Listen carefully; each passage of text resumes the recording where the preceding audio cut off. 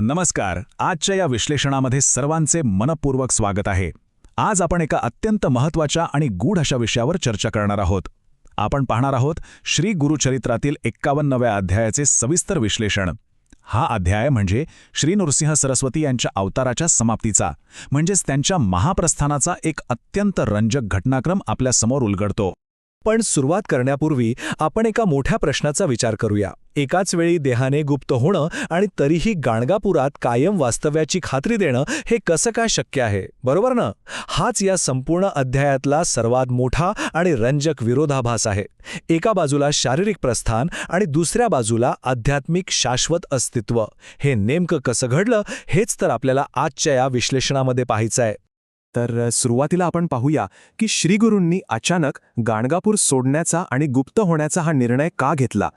झालं असं की बिदरचा म्लेच्छ राजा श्रीगुरूंचा निस्सीम भक्त झाला होता आणि या भक्तीमुळे गाणगापुरात यवन लोकांची अलोट गर्दी वाढू लागली. आता श्रीगुरूंनी पाहिलं की या वाढत्या गर्दीमुळे स्थानिक ब्राह्मणांच्या आचरणात आणि त्यांच्या कडक अनुष्ठानात साहजिकच मोठा अडथळा येऊ शकतो.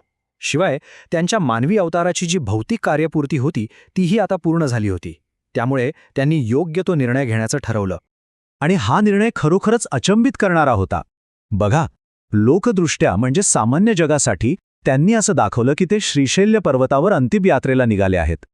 पण आध्यात्मिक वास्तव काय होतं, तर ते तिथेच गाणगापुरातच गुप्तरूपाने राहणार होते. जे सामान्य लोकांना दिसलं आणि जे खऱ्या भक्तांना समजलं, त्यातला हा फरक अतिशय रंजक आहे. यानंतर वळूया या अध्यायाच्या सर्वात भावनिक भागाकडे, भक्तांचा शोक आणि श्रीगुरूंनी दिलेलं ते महान आश्वासन. श्रीगुरू गाणगापूर सोडून जाणार ही बातमी ऐकताच तिथले भक्त अक्षरशः कोलमडून पडले, व्याकुळ होऊन रडू लागले.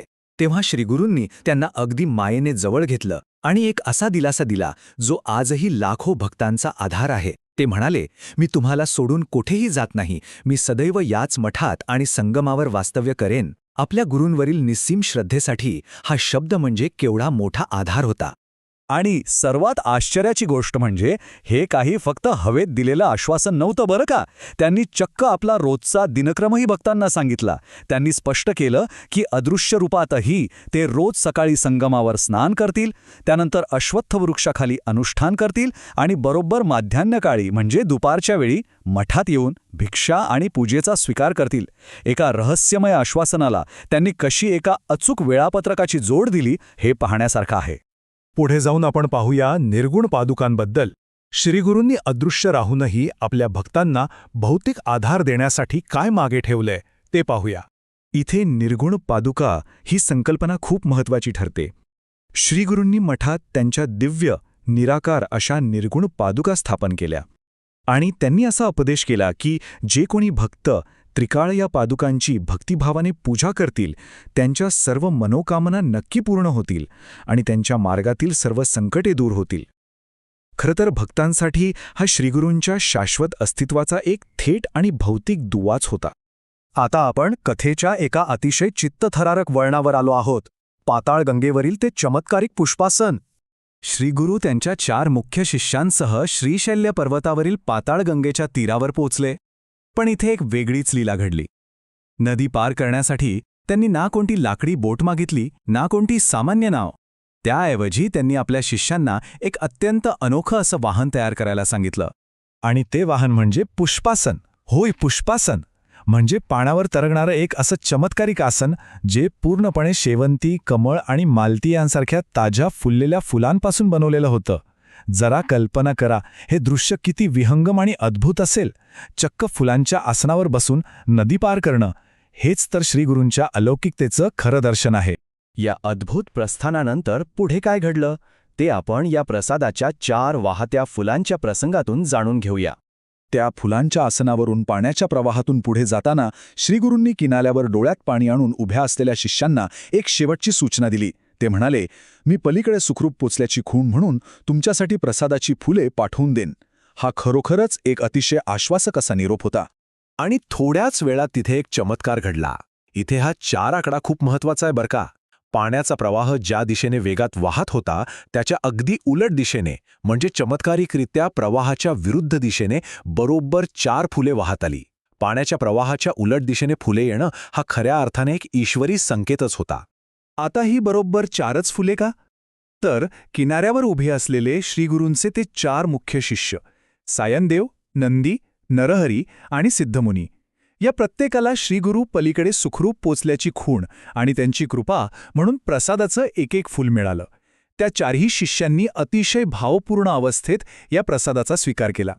आणि आता आपण पोहोचलो आहोत या महाप्रस्थानाच्या अंतिम टप्प्यावर, गुप्त रूपाने शाश्वत वास्तव्य. थोड्याच वेळात नदीच्या पलीकडून परत येणाऱ्या नावाड्यांनी एक अद्भुत वृत्तांत सांगितला. त्यांनी सांगितलं की एका अतिशय तेजस्वी संन्यासाला, ज्यांच्या हातात दंड आणि पायात सुवर्णपादुका होत्या, त्यांना आम्ही घनदाट अशा कदळी वनात जाताना पाहिलं आहे. याचाच अर्थ असा की श्रीगुरूंनी त्यांच्या मानवी देहाचा त्याग अजिबात केला नव्हता. ते केवळ अदृश्य झाले आणि त्यांनी असं हे अद्भुत महाप्रस्थान केलं. जाताना त्या नावाड्यांमार्फत श्रीगुरूंनी एक अंतिम निरोपही दिला होता. आणि हा निरोप आपण सुरुवातीला जो विरोधाभास पाहिला ना, त्याचं अगदी अचूक उत्तर देतो. ते म्हणाले, मी कदळी वनात जात आहे, पण भक्तांसाठी मी सदैव गाणगापुरातच आहे. म्हणजेच भौतिक अस्तित्व जरी कदळी वनात असलं तरी आध्यात्मिक अस्तित्व सदैव गाणगापुरातच राहील.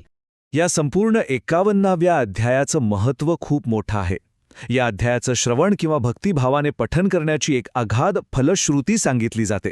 असं म्हणतात की यामुळे घरातील दारिद्र्य दूर होतं, सर्व संकटांचं आणि अडथळ्यांचं निवारण होतं, संपत्तीची प्राप्ती होते आणि सर्वात महत्त्वाचं म्हणजे अंतिमतः श्रीगुरूंची शाश्वत आणि अखंड कृपा लाभते. आजच्या या सखोल विश्लेषणाच्या शेवटी एक विचार नक्कीच मनात येतो.